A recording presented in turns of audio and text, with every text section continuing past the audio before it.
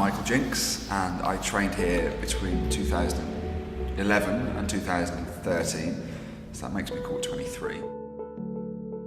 Originally, acting was not a major thing that I wanted to do. Always admired actors, I think everyone does in some sort of way, but I was working in a duck factory.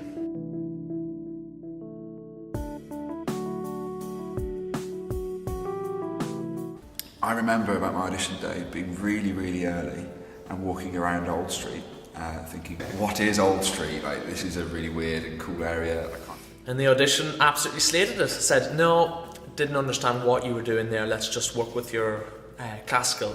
And instantly I just remember going, fair enough, not getting in this place, let's see what I can do. But then I got reworked on that classical. I had to do it like 6 times, doing all this weird things, doing different emotions and stuff, and I was like, 2 years applying, I did a year at the Birmingham School of Acting, and then applied to here through clearing because I was just so determined I needed to train right now that I got in. Nobody ever told me going into the audition that they're going to ask me to do weird things and to completely top and turn it and twist it. And this was my first time doing it, so I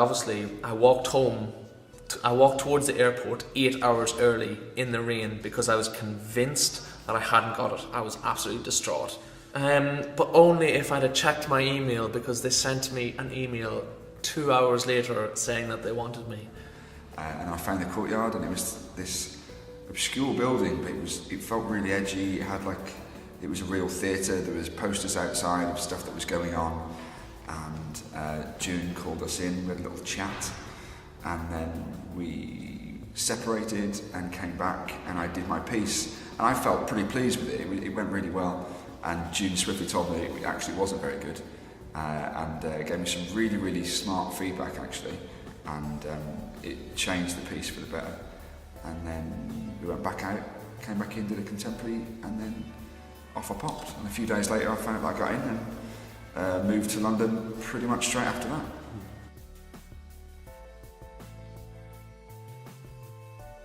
All my favourite parts tended to revolve around voice training of all description. So working with Yvonne and with Peter on my voice was really important to me because I'm from Birmingham, and I was terrified that I'd be a Brummie forever and that I'd never get any role, because at that point Peaky Blinders wasn't a thing, so I was terrified. And just having that control of knowing I can breathe and I can speak and I can get my message across and I can deliver lines in a way that makes sense to me and to other people was really important. To my audition, the principal sat us down in a group and they told us what the course involved, and they told us, what your modules were, what the courses were, like a breakdown of what you're going to have to do and all this TIE and the movement and the improv and the acting and the screen work, and I'm like, I remember just sitting there going, yes, yes, yes, ticking boxes, yes. That's the other bit that really stands out for me now is all the professional sort of workshops that we did with people. So we'd have casting directors come in, agents would come in, or just directors of people of standing in the industry, and they'd talk about their experiences and the kind of people that they would like to work with. So then with all these little gems you can piece together sort of how the industry works, where you're going to fit into that, and how you want to operate.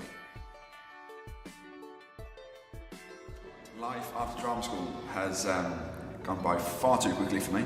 I came out and I'd already been cast in a Bulgarian TV show while I was here out of nowhere.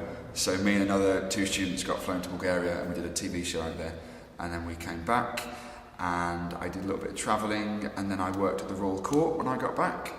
And then after that I did some other fringe plays. I went to the Edinburgh Fringe, I worked on BBC Doctors, I've done some stuff for ITV. Previously, just there not that long ago, done a show called Willpower, which is based on male mental health, which was written and directed by a former Courtyard student, and it went on to get a 4-star review, and it was work in progress. For a while I thought I'd walk out of drama school and there'd be jobs just lined up everywhere, and to a certain extent that is right. Like, there are jobs out there to be taken, but only if you've put yourself in the right position to take them. and that's been really important to me. I've done quite a few jobs with people that have been to other possibly bigger schools or elsewhere, and they seem less prepared than me to find that work or to put in the work. So I'm quite grateful for that. He got me into a casting for a Channel 4 sitcom and stuff, which was a bit weird because it was all of these like top comedians and top guys from like 2015 and 2016, and just me, just thrown in the middle there, and I was like, sure, okay.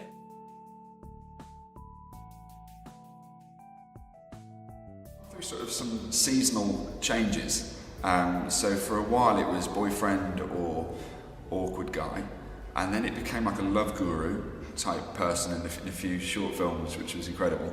I've done a lot of hitman. I am drawn to darker characters, so it's quite interesting when I'm put as a boyfriend. So when I was on Doctors, I was a really awkward boyfriend for the leads. I was like a blind date thing, and it was so much fun. But then afterwards, I was like, was that me?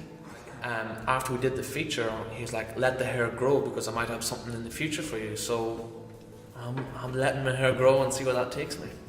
Now I'm trying to engineer scenarios where I can play all the darker things and be the villain and eventually James Bond.